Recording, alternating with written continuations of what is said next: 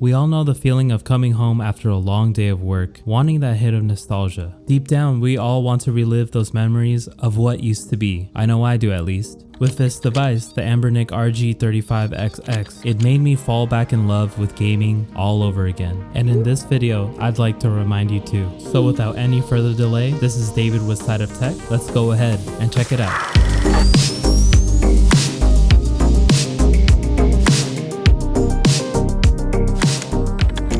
I've noticed that the general consensus is that people do want to get into game emulation, but they don't really want to jump through hoops. They mainly just want to buy the product, have the games ready to go and ready to play. And luckily for these people, I truly believe that the RG35XX is that product for them. Especially now that a lot of retro and classic games are not available for us to use, emulation has become really attractive lately. And with this device, it's going to have all the features that you need to get back into that retro and classic gaming. Let's go look at those features now.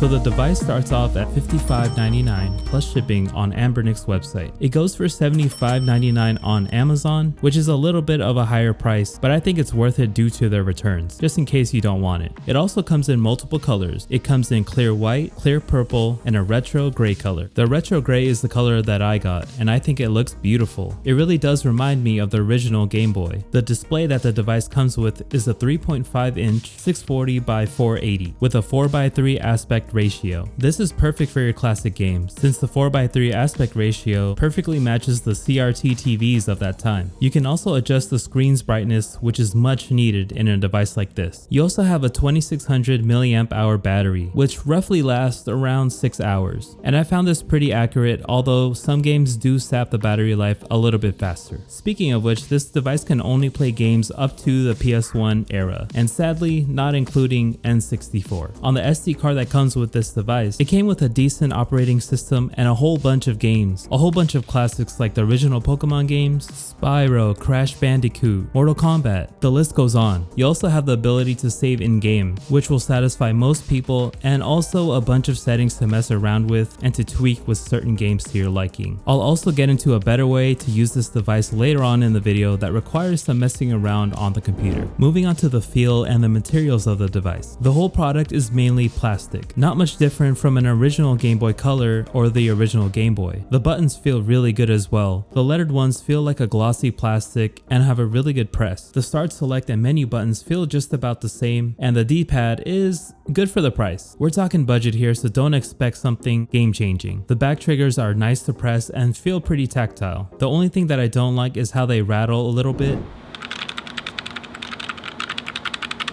And when playing any PS1 games or games that use an L2 bumper, they aren't the most practical things to use. Now moving on to the portability, bringing this around in a bag or even your pocket is just so amazing. It really reminds me of back in the day carrying around my old Game Boy Color. This little system is going everywhere with me whenever I travel, and it really does beat carrying around a huge Nintendo Switch. The RG35XX also comes with a rumble motor, which was kind of a surprise to me, but this feature only works on very few select games. I also found it really great that Anbernic uses a USB-C cable for charging and not a cheap micro USB. But the thing that I noticed is that this device is very picky when it comes to choosing the right charging cable. It won't get any juice from my Apple USB charging cable or this Mophie one that I basically use for everything. The only cable I found to work was the original charging cable, so just be mindful of this. Another really cool thing is that you can hook this device up to your monitor via a mini HDMI to regular HDMI cable. Now I didn't really test this feature since I didn't have the appropriate cable, but honestly this feature was not made for me because I much rather prefer playing with a device in my hands. You also have indicator lights for low battery and charging. I found these lights really dim and I mainly just relied on them to tell me if my device was charging. Next, let's go ahead and talk about the speaker, which was okay, and at higher volumes the device definitely cuts at the higher pitches and also the very low.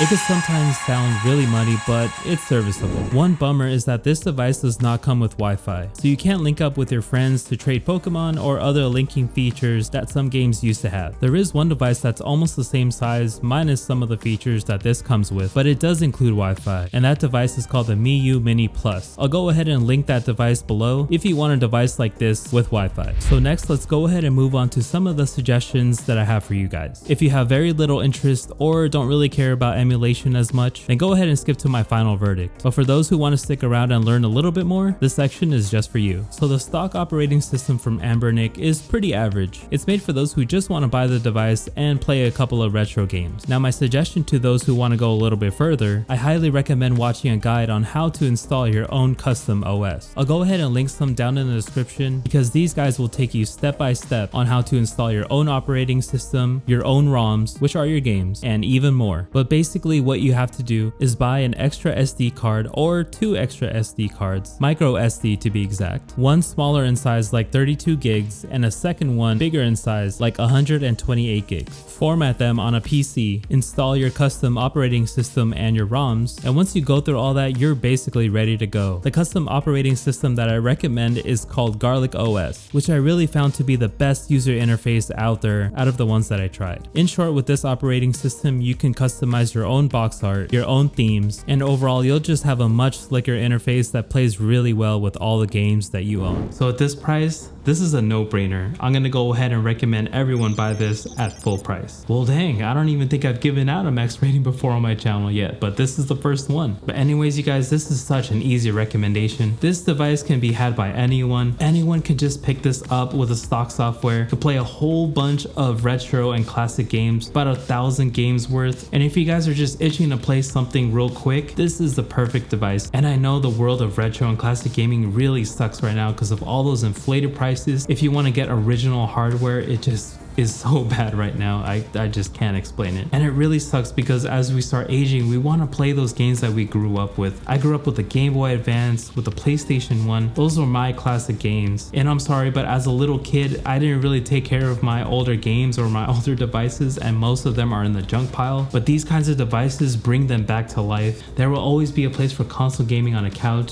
That's one of my best pastimes. But something about picking up this little tiny device and playing all your retro games on here and really does make me feel like a little kid again.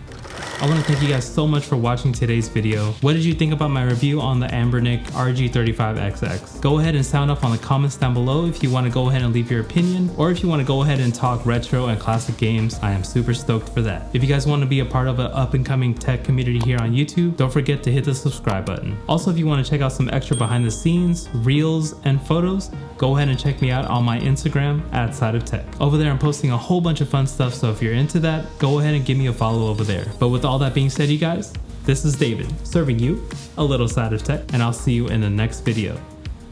God bless you guys.